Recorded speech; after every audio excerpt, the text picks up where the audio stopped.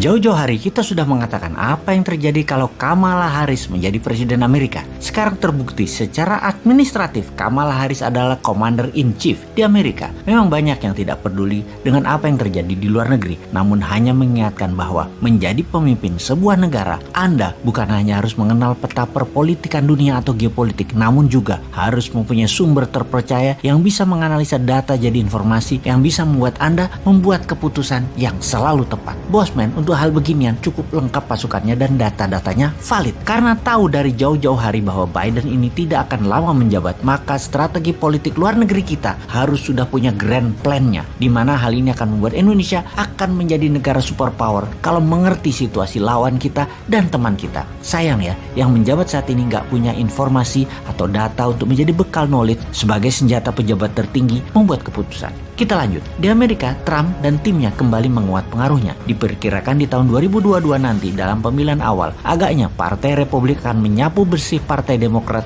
di Senat dan di Kongres. Trump saat ini adalah pengendali Partai Republik di Amerika. Kemungkinan besar kebijakan Amerika di tahun 2022 adalah mulai serang Tiongkok secara lebih frontal. Hot war akan mungkin terjadi, walau dunia lebih senang dengan Cold War, perang spionase, perang intelijen, perang dagang, perang cuaca, namun agaknya hot war bisa terjadi dan ground floor-nya atau battlefield-nya adalah Taiwan. Kita semua mengetahui setelah Tiongkok meluncurkan virus kemudian muncul vaksin dan kemudian PCR. Di Indonesia doang sih PCR, kalau di negara lain PCR itu buat yang sakit. Di sini di Indonesia PCR itu buat semuanya, yang sakit kayak terutama yang sehat. Semua itu lebih kita kenal dengan istilah pandemi. Ini semua adalah masalah demand dan supply. Dalam bisnis, kemampuan create demand adalah kunci sukses. Untuk pandemi kali ini kita tidak usah jelaskan mana yang supply, mana yang demand. Anda pasti sudah pinter. Kemudian masalah climate change. Ini hanya akal-akalan istilah. Lebih tepat kata-katanya bukan climate change, tapi climate warfare atau perang cuaca. Perang cuaca juga merupakan rencana bisnis, yaitu create demand dan menyediakan supply. Kita semua tahu cuaca ekstrim tercipta akan mengakibatkan kekurangan pangan di seluruh dunia. Kita menengok sedikit. Artificial food berbasis plant atau tanaman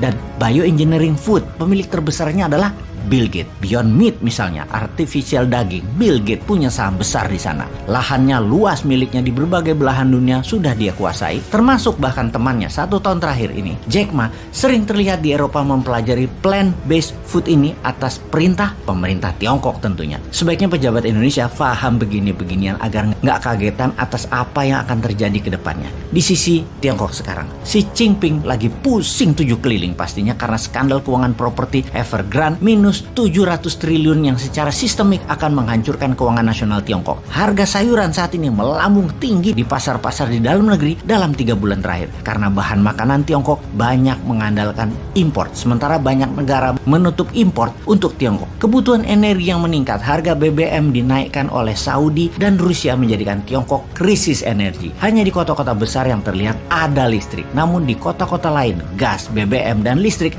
bermasalah besar di Tiongkok. Aktifnya mesin-mesin produksi ternyata membuat cuaca ekstrim terjadi di Tiongkok yang menyebabkan polusi berat hampir di semua wilayah pantai timur Tiongkok. Efek gejala memburuknya keadaan dalam negeri tersebut terjadilah panik buying di masyarakat saat ini. Rencana Xi Jinping untuk tidak kehilangan muka di dalam negeri, yaitu Tiongkok berjanji akan melakukan aneksasi atau penggabungan Taiwan, agaknya akan menjadi isapan jempol. Tiongkok tidak akan punya kekuatan logistik diperkirakan untuk menyerang Taiwan. Makanya kalau Newman jadi Commander-in-Chief di Indonesia, maka seluruh produk yang menuju Tiongkok alias barang ekspor ke Tiongkok seperti batu bara, nikel dan bahan baku lainnya ditahan, jangan dikirim. Maka Tiongkok pasti panik, akan bertekuk lutut itu Tiongkok di depan Newman. Lalu seperti Putin dengan Trump, dijadikan Trump presiden Amerika di 2024 dan Indonesia harus bermain. Jadikan Trump di tahun 2024 presiden Amerika, namun pastikan hutang IMF Indonesia dinolkan, lunas. Tirulah cara Putin tersebut.